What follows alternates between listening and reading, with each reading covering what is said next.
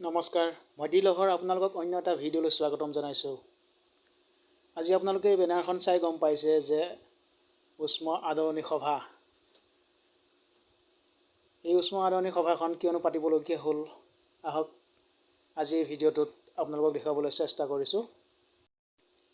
অসম চৰকাৰৰ নিৰ্দেশক্ৰমে তিৱা অধ্যুষিত অঞ্চলসমূহ, যিসমূহ অঞ্চল এতিয়াও তিৱা সাহিত্য পৰিষদৰ অন্তৰ্ভুক্ত হোৱা নাই, সেই অঞ্চলসমূহ শীঘ্ৰে তিৱা সাহিত্য পৰিষদৰ অন্তৰ্ভুক্ত কৰিবলৈ নিৰ্দেশ জাৰি কৰিছিলে আৰু সেই নিৰ্দেশৰ প্ৰতি সঁহাৰি জনাই তিৱা বিভিন্ন দল সংগঠন লগতে তিৱা সাহিত্য পৰিষদৰ বিষয়ববীয়াৰ তৎপৰতাত নতুনকৈ যি তিৱা অধ্যুষিত অঞ্চল সাহিত্য পৰিষদত অন্তৰ্ভুক্ত হৈছে, সেই অঞ্চলসমূহৰ মাজতে আমাৰ গাঁৱৰ নাম সন্নিৱিষ্ট হৈছে এইবাৰ।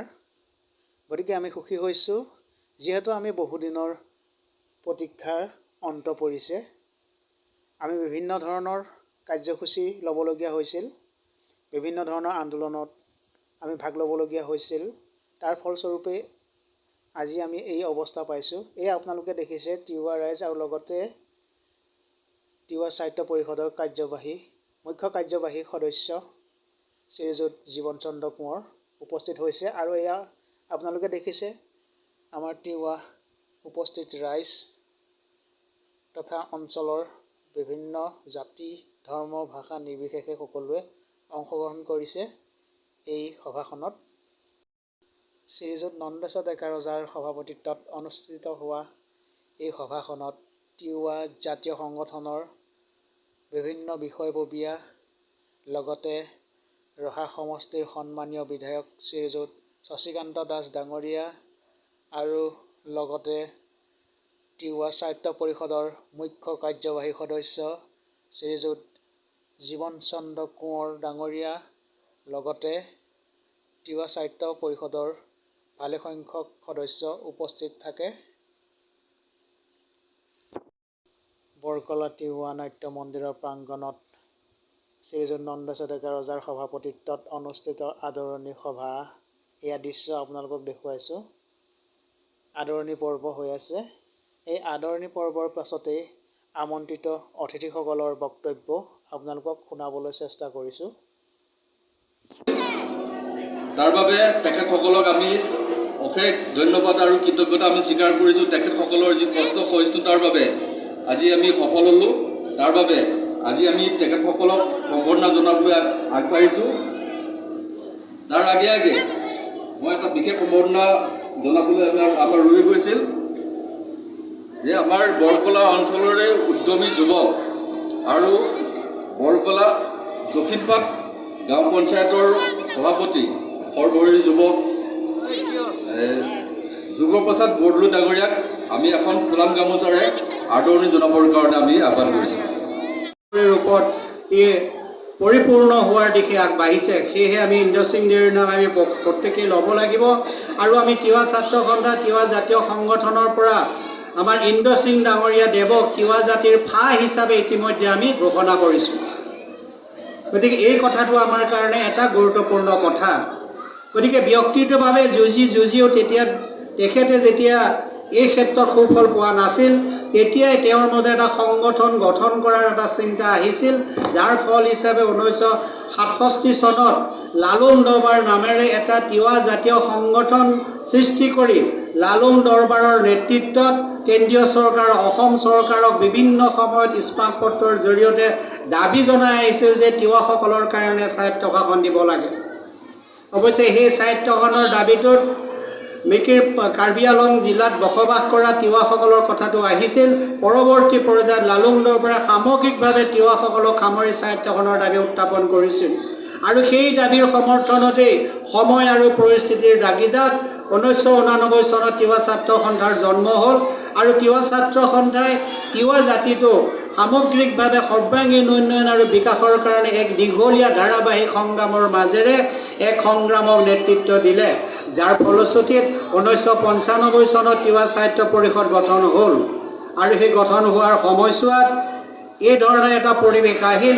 খুব ততাতৈয়াকৈ গাঁৱৰ তালিকাবিলাক চৰকাৰক দাখিল কৰিব লগীয়া হোৱাৰ পৰিপ্ৰেক্ষিতত কিছু কিছু গাঁও সেই সময়ত অন্তৰ্ভুক্ত নহ'ল, যাৰ কাৰণত পৰিষদৰ বাহিৰত তিৱা অধ্যুষিত বা জনজাতি অধ্যুষিত যথেষ্ট গাঁও পৰিষদৰ উন্নয়ন আৰু সুবিধাৰ পৰা তেওঁলোক বঞ্চিত হৈ আহিছিল। সুদীৰ্ঘ 28টা বছৰৰ পিছত যোৱা 3 আগষ্ট তাৰিখে তিৱা সাহিত্য পৰিষদ আৰু জাতীয় সংগঠনৰ লগত অসম চৰকাৰৰ হোৱা আলোচনাৰ মৰ্মে গত ইংৰাজী 3 আগষ্ট তাৰিখে অসমৰ ৰাজ্যপালে আমি দাখিল কৰা গাঁওসমূহক আইনগত আৰু বিধিগতভাৱে অধ্যাদেশৰ জৰিয়তে তিৱা সাহিত্য পৰিষদৰ অন্তৰ্ভুক্ত হ'ল। আৰু 3 তাৰিখে ৰাজ্যপালৰ স্বাক্ষৰ হোৱাৰ পিছত 5 তাৰিখে অসম চৰকাৰে ৰাজহুৱাভাৱে ঘোষণা কৰিলে যে 113খন গাঁও যি গাঁও পৰিষদৰ বাহিৰত ৰৈ গৈছিল সেই গাঁওসমূহ অন্তৰ্ভুক্ত হৈছে। এয়া আপোনালোকক শুনালোঁ তিৱা সাহিত্য পৰিষদৰ অন্যতম সদস্য শ্ৰীযুত প্ৰণৱজ্যোতি মচৰং ডাঙৰীয়াৰ মন্তব্য। আৰু ইয়াৰ পিছতে ৰাহা সমষ্টিৰ সন্মানীয় বিধায়ক শ্ৰীযুত শশীকান্ত দেৱৰ মন্তব্য আপোনালোকলৈ আগবঢ়ালোঁ।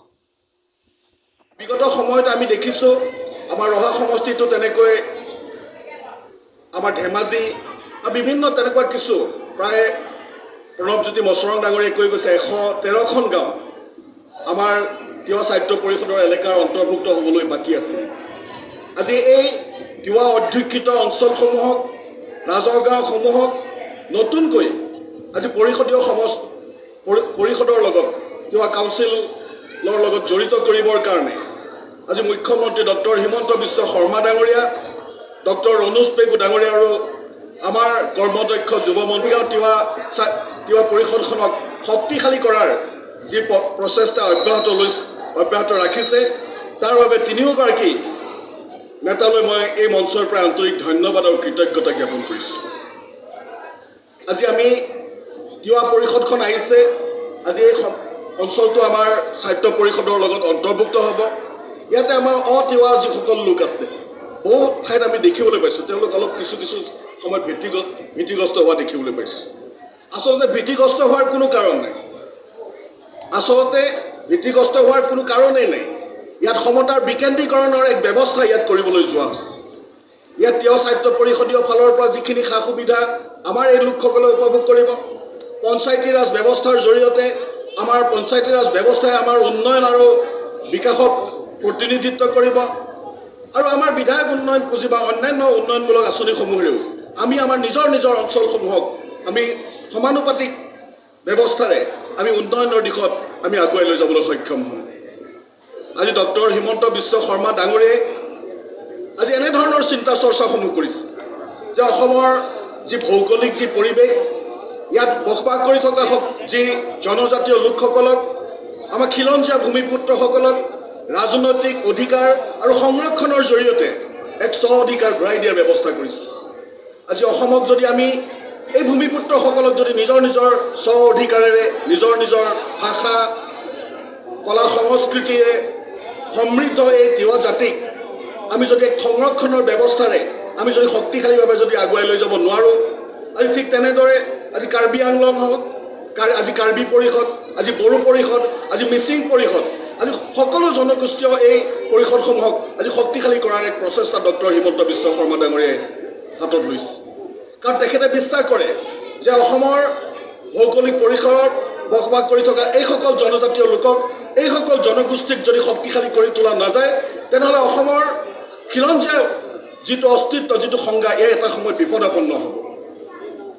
আজি গুৰুজনাই সৃষ্টি কৰি থৈ যোৱা এই যি চিন্তা চৰ্চাৰে আজি মুখ্যমন্ত্ৰীগৰাকীয়ে আজি প্ৰতিটো জাতি জনগোষ্ঠীক নিজৰ অধিকাৰ, নিজৰ ৰাজনৈতিক ক্ষেত্ৰখনত নিজৰ যাতে পৰিসৰেৰে আমাৰ নিজৰ ভাষা সংস্কৃতি কলা সংস্কৃতিৰ পৰা আৰম্ভ কৰি উন্নয়নলৈকে গোটেই কথাখিনিয়ে যাতে আমি আমাৰ সমাজখনক যাতে আগুৱাই লৈ যাব পাৰোঁ, এই কথাখিনি আজি মুখ্যমন্ত্ৰীগৰাকীয়ে চিন্তা চৰ্চা কৰিছে। এতিয়া আপোনালোকক শুনাবলৈ বিচাৰিছোঁ তিৱা সাহিত্য পৰিষদৰ মুখ্য কাৰ্যবাহী সদস্য শ্ৰীযুত জীৱন চন্দ্ৰ কোঁৱৰদেৱৰ ভাষণ। তেনেহ'লে আহক। মই ধন্যবাদ জনাব বিচাৰিছোঁ এই গাঁৱৰ বিশিষ্ট ব্যক্তিসকল, যুৱক যুৱতীসকল, আই মাতৃসকল আৰু যুৱ প্ৰজন্মৰ কণ কণ ভাইটি ভণ্টিসকলক প্ৰথম অৱস্থাত তিৱাসকলৰ কাৰণে তিৱা সংস্কৃতি উদ্ধাৰৰ যি পৰম্পৰা কৃষ্টি ৰক্ষাৰ যি চানেকি দাঙি ধৰা সম্পদ হিচাপে ছাত্ৰ ছাত্ৰীসকলে প্ৰথম অৱস্থাত যি সুন্দৰ এক নৃত্য প্ৰদৰ্শন কৰিলে, এই নৃত্যটো চাই মই সঁচাকৈ অভিভূত হৈছোঁ। দ্বিতীয়তে আমাৰ অলপ আগতে খন্তেক সময় আগতে যিটো নৃত্য প্ৰদৰ্শন কৰিছে, এই নৃত্যটো মই নাচিবলৈ আহোঁতে মই সঁচাকৈ অভিভূত হৈছোঁ। নৃত্যটো যথেষ্ট নৃত্যশৈলীৰ যিটো ধং বা নৃত্যশৈলীৰ যিটো পৰম্পৰা যথেষ্ট কঠিন আৰু যথেষ্ট কষ্টকৰ। গতিকে এই নৃত্যটো যে তেখেতসকলে বাছি লৈছে, মই তেখেতসকলক ধন্যবাদ জনাইছোঁ। কাৰণ সহজভাৱে নাচিব পৰা বহুকেইটা নৃত্য আছিল, কিন্তু তেখেতসকলে এটা বহু কঠিন পৰ্যায়ৰ এটা কঠিন নৃত্যশৈলী থকা এটা নৃত্য প্ৰদৰ্শন কৰিবৰ কাৰণে প্ৰয়াস কৰাৰ কাৰণে মই যুৱক যুৱতীসকলক ধন্যবাদ আৰু কৃতজ্ঞতা জনাইছোঁ। মই সঁচাকৈ অভিভূত হৈছোঁ এই অঞ্চলৰ যুৱক যুৱতীসকলক লৈ। এই অসমৰ মুখ্যমন্ত্ৰী ডক্টৰ হিমন্ত বিশ্ব শৰ্মা ডাঙৰীয়াই ভালকৈ জানে, বিশ্বত যিহেতুকে আমি অনুভৱ কৰোঁ বা বিশ্বত 2000তকৈ অধিক ভাষা ইতিপূৰ্বে বিলুপ্ত প্ৰায় হৈছে।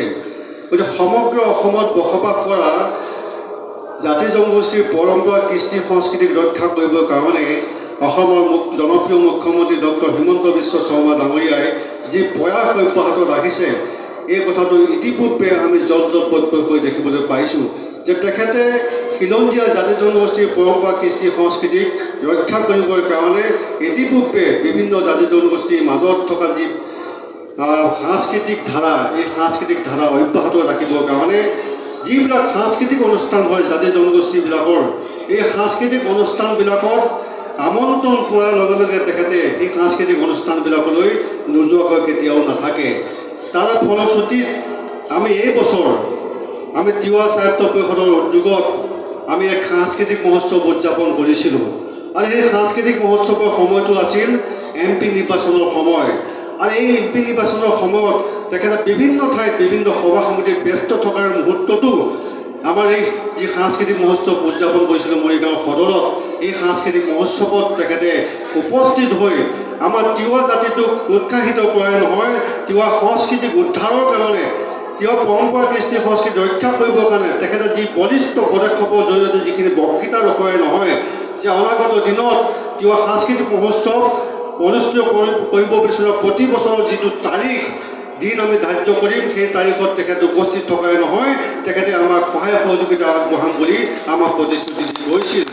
গতিকে অসমৰ মুখ্যমন্ত্ৰী ডক্টৰ হিমন্ত বিশ্ব শৰ্মা ডাঙৰীয়াক আমি ধন্যবাদ আৰু কৃতজ্ঞতা জনাইছোঁ।